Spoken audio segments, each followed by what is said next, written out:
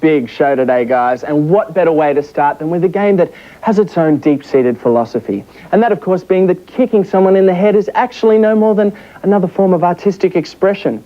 Muttlee and Bev get a little cultured and express themselves with the art of fighting.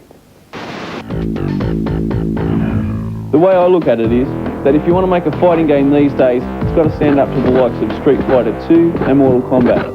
And this one couldn't stand up against a bucket of cold goat's milk. Let's see. Your friend's been kidnapped. So what do? Well, in Art of Fighting, Ryu and Robert did all they knew how. Now you control their destinies. The visuals are pretty cool and the sound's average. And sure, you can kick people more ways than any other game. But the slow-moving sprites and lack of really decent moves makes this cut real tiresome, real quick. This cross between Fatal Fury and Street Fighter 2 offers little more than any other fighting sim, except this one's got a story. The only thing this fighter game's got that Street Fighter 2 hasn't is a storyline. But then again, who cares? You play the game, not the story. This one gets 50.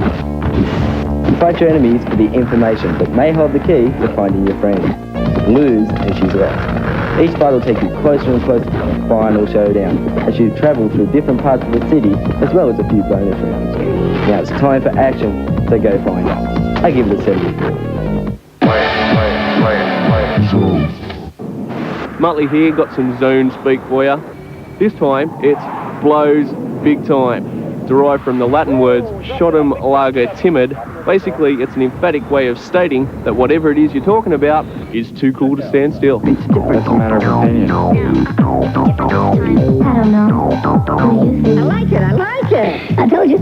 Today is the last week of the Clay Fighter Comp, so it's your final chance to win and book yourself a flight on Air New Zealand to the land of apple pie, cable TV, and gaming arcades the size of shopping centres. And remember, to totally qualify, you must fill in the coupon out now in NMS. Hi, Janice here.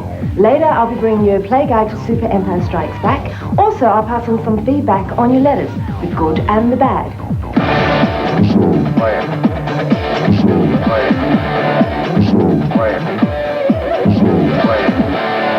RPG is gaming speak for role-playing games like Young Merlin or Dungeons & Dragons. You take on the persona of a given character and set off on a quest to save a fantasy world from destruction at the hands of an evil ruler. Zelda is one of Nintendo's biggest and best RPGs. The Legend of Zelda: A Link to the Past is the follow-up. Does it measure up to its predecessor? Let's find out. You're instantly hooked onto this RPG the moment you start. Although the graphics are simple and the sound effects and music okay, the quest really gets you involved. The Zelda games were some of the best games ever released on the old 8-bit Nintendo, and The Legend of Zelda continues the tradition. This is one of the best 16-bit role-playing games ever made, and if you don't play it, you'll never know what you're missing. It's so much fun to play, even those who hate playing role-playing games will get drawn into the adventure. There's so much to do in your journey, you'll rarely want to turn the machine off.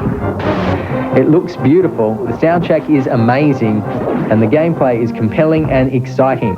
It might be over quicker than you'd like, but you'll love every minute. It scores the Legend mark of 93. Simple controls and battery backup, so you never have to restart at the beginning, make Zelda a well-designed game. Definitely check this out. Overall, 90.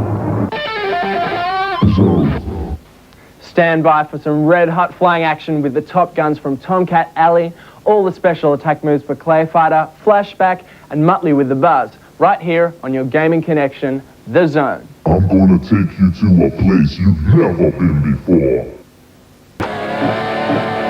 Zone. Here's a cheat for rock and roll racing that will allow you to race on the Inferno planet without having to complete all the other races. First up, buy your car and go to Change Planet.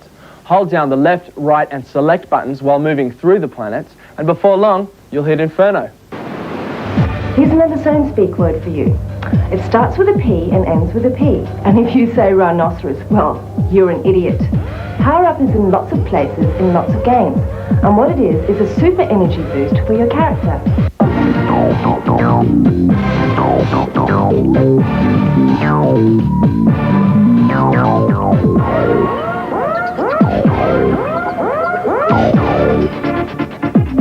are now entering We've had loss of signal now. The F-14X Tomcat is the Navy's most lethal interceptor, and this is your chance to put it through its paces.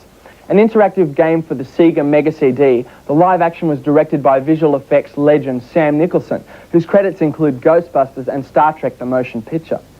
If you've got a weak stomach though, get ready to break out the airsick bags, because this supersonic fighter takes no prisoners. Here's an excellent interactive flight simulating piece of game grindage. It's got an excellent video intro that sets the scene for you, the most excellent squadron leader, to show how proficient you are at locating and destroying set targets and enemy fighters. Talk about being in the hot seat. This one's burning. Tomcat Alley is an excellent interactive video flight sim. I mean, guys, this one's got it all. Get your mission brief from your CO, communicate with your wingman, and even put in your navigation points. And do all this while trying not to get shot. With precision controls and smooth scrolling, you'll be delirious with the joys of battle and air sickness all at the same time. A huge sound thumps out of this piece that'll keep you playing for hours on end, but which end is up to you. This scores big time with an 85. You take control of an F-14 fighter jet and fly it right to the limits. With full motion video and realistic flight sequences, this flight sim is one of the best around for the Mega CD. So check your six, guys, because it's coming at you fast. I give it an 88.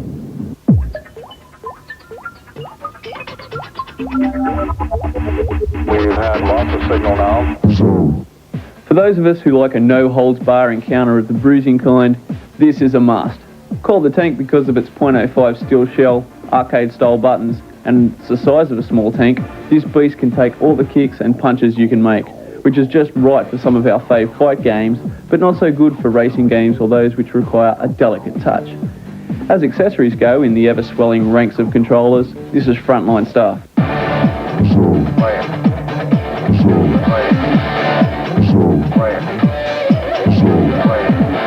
I tell you, the guys reviewing this game better be nice. It's one of my all-time favourite Mega Drive games, and it's finally arrived on the Super Nintendo. I'm referring to the all-time great action-adventure cart, Flashback. Everybody knows this has superb graphics, lifelike animation, and excellent sound, but does it play well? Many players are going to be real frustrated. You know what to do, but the tricky controls and dodgy response make your job very difficult. This is exactly the same game as the Mega Drive version, but that's okay. Flashback is still one of the classiest platformers of all time. Everyone talks about the smooth, rotoscoped animation, but it plays even better than it looks. The upshot is there's a lot to accomplish, and the challenge level is high. So if you fancy yourself a dead-hard player with a lot of patience, then have a go. The flawed controls took away the enjoyment from it. Overall, 79. Everything is just so fluid and responsive, you'd swear you were Conrad Hart. And the mix of action and puzzle solving is excellent.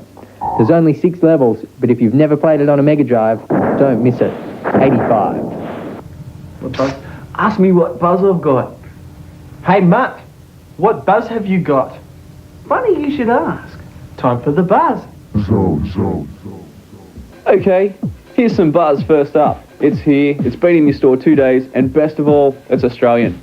The latest from Mr. Kerry Packer's multimedia empire, a magazine called GameStar.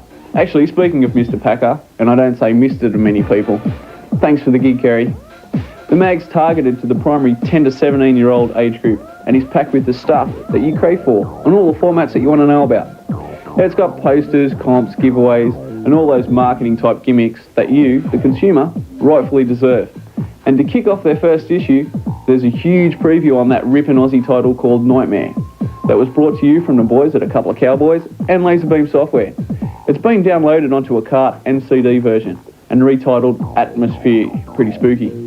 They're also covering a bit on the censorship issue, which is having a lot to say in both what we can preview for you here on the Zone, as well as what you can actually play in your own home. And we'll be keeping you up to date on that issue as well. It's a serious business. Don't forget, to get all those Mortal Kombat 2 special moves and cheats, like friendships, babalities, and the truly awesome way to morph into Butthead from that excellent dynamic duo Beavis and Butthead, the TZM Mortal Kombat cheat line is open to you on 0055 26 190. I'll say that once more before you can get a pen. 0055 26 190. It'll cost you though 22 cents every 25 seconds in fact, so you better check with your olds first. Now that I've blurged my weekly details upon you, I shall make my exit stage right and hopefully see you next week. But till then, remember, I'm Muttlee and you're not, so thank you, Mother. I said I was gone. Otherwise, sue me. Anyway, the big news is the Sega rental plan. Sega are releasing their new games into rental stores. You can get any of the new release games for about $5 a night on rental. Then, after about 6 months, they're released into the retail outlets, where you can pick them up for about $69.95. Good price. I'll catch you later. Play it. Muttlee, you ledge. And to all the people at GameStar Mag, good luck. While we're talking mags, have you ever wondered what goes into putting one together? We have, and starting next week on The Zone, we kick off our behind-the-scenes quiz at Australia's gaming mags. The people, the scandals, the freebies, and all the other sort of details coming at you soon on The Zone. Stand by for NBA Tournament Challenge, Mario Kart, and a sneak preview of the 3DO game that stole the show at the CES.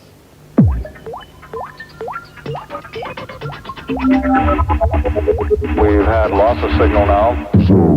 That's a matter of opinion. I don't know. What do you think? I like it. I told you.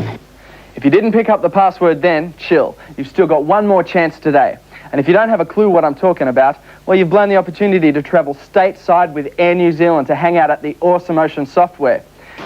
If you're still in the running, don't forget to fill out the coupon in NMS Mag and then send it with all the passwords and the Clay Fighter barcode to Clay Fighter Ahoy Competition, NMS, PO Box A305, Sydney South, New South Wales 2000. One more time. Clay Fighter Ahoy Competition, NMS, PO Box A305, Sydney South, New South Wales 2000. Good luck, guys. I'm gonna take you to a place you've never been before. One of the most hugely popular arcade games has just got even bigger. I'm talking about the one and only, all-conquering, all-slamming NBA Tournament Challenge. I didn't think NBA Jam had been around long enough to bring out a sequel, but the gang at Midway thought it was high time.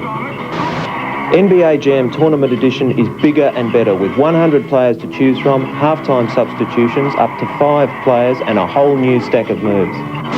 Best of all, there's over 70 power-ups and secret moves to discover. That should keep you busy for a while. The same team can even play against itself for a true test of who has the best ball-handling skills. Graphics and sound are pretty much the same, but they were great in the first place. It's got enough to keep you going till the release of NBA Jam 3. As promised, here's the play guide for Super Empire Strikes Back, and it goes something like this. Here's a simple one. When the big guns pop out of the floor to fire at you, block the shots with your lightsaber, and the gunshots will be deflected back, blowing the guns up. Pretty cool, huh? Alright, here's a more in-depth one. Once you've passed all the icy stages on the planet Hoth, and you're on the Yoda levels, this is where you have to fight the big green monster thingy, you enter a part where the screen scrolls itself. When the screen is doing its autopilot scrolling stuff, that is when Luke is on the bridge thingy, jump onto the rocks above you, but you must be fast and go as high as possible. When you get to the top, you see all the Force orbs you need to make Luke a very happy little Jedi. When fighting the green monster, use the Force to heal your wounds. To destroy the beast from hell, you must use the Three Stooges approach and poke its eyes out. The best way to achieve this is by doing somersaults with your lightsaber out and kicking over the right-hand side of the monster, and doing the same over on the left-hand side. Then the last couple of eyes you just kill by jumping over the center. When all the eyes are gone, so too is this big green monster. Finally, the last stage when you fight Darth himself, when you fight your Dark Daddy, again use the heal orb of Force to build your health. When Darth attacks you by throwing all the boxes and crates at you, hit as many of them as you can, because the more you hit, the more Force power-ups you get.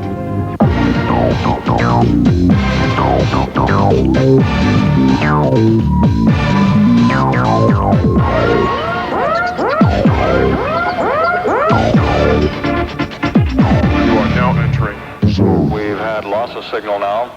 At first glance, Mario Kart looks like a game made for the preschool crew. I mean, what self-respecting driving ace would possibly find a challenge pitting their well-oiled skills against a tubby Italian plumber and his very weird associates? But then again, I could always be wrong. Mario Kart isn't a serious racing sim like Nigel Mansell's or virtual racing. You've got weapons to pick up, shortcuts on some tracks, and brilliant two-player modes to choose from. Don't let the kitty-cute graphics and Mario World characters fool you. This is the most competitive, adrenaline-pumping racer I've ever played, and one of the best two-player games ever made. The characters are cute-looking, but really cool. The go-karts are ultra-responsive and very fast, and the tracks can be very perilous. The music sets up the fun racing vibe perfectly, and the revs and skids make you feel as if you're really there. Cool Mode 7 programming gives you heaps of super smooth tracks to race on. There's loads of power-ups, and the battle mode is hilarious. Once you get the hang of the touchy controls, you'll be power sliding your way to victory for years to come. Mario scores a big 92. It's easily one of the best two-player games in my books, and one you'll never get sick of. A must-have. Overall, 93. On the first edition of The Zone, we blew minds with that beast of a machine, the Panasonic 3DO. Well, we're about to do it all again. The game is called Shockwave Invasion Earth 2019. Now tell me this doesn't give you a head case.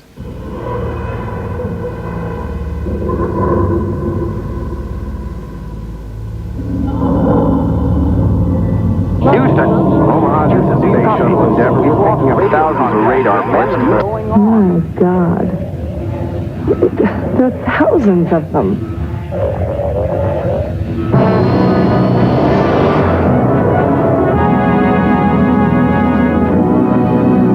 Wildcard, I think it's a mistake with the old man that's sending you in. Stay cool.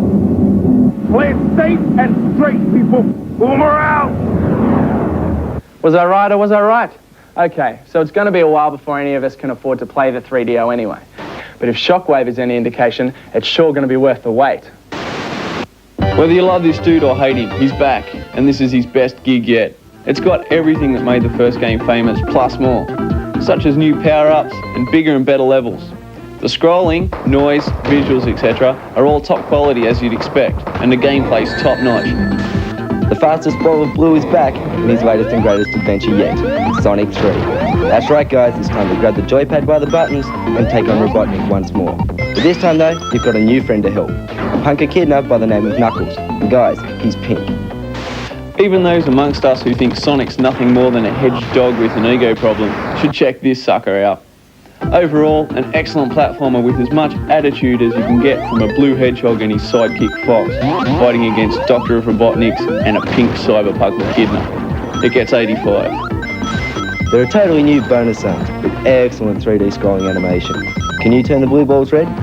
Do so and you get the emerald. With brand new enemies and a load of new level features, this blue boy still hasn't shown us all the tricks up his sleeve. So check him out. I give it a 94. Don't you move a muscle, because coming up we review Return to Zork, and you get your last chance to be the happiest game freak in the land. You are now entering. We've had loss of signal now. Stand by for the final password in 3, 2, 1. That's a matter of opinion. I don't know. I like it. I told you. Time to kick in a PC mode. The game, Return to Zork, and at the controls, me. The Return to Zork. For all you guys in touch with the older Zork adventures, it's going to look and sound a lot different to the last time, especially considering there wasn't anything to look at or listen to, except for that exciting bold text on a black background. Not so anymore. In fact, Zork is one of the most hip-looking places you'll ever see on your VGA screen, with full-motion video, including cameo appearances by some familiar faces from the tube, like Kevin Arnold's bigger brother from the Wonder Years, for example. Some of the backdrops are spectacular, and of course, there's a whole lot of speech. I like that. So no more guesswork typing your life away. Just point and click on what you want to say or do, and you got it, which is way cooler than the older method. The main thing is, with all of the improvements, they managed to keep the old classic adventures intact, making it worth returning to trundle around Zork another time. It's a bit more special on the CD, but if you don't have a ROM player, then the disc version is enough to keep you vibed. It's got a big 82 for this big game. I like it. I told you. We promised you those special attack moves on Clay Fighter, so here they are. First up, for Blue Suede Goo, if you want that wild hair blade, you've got to press down, down, back, and punch.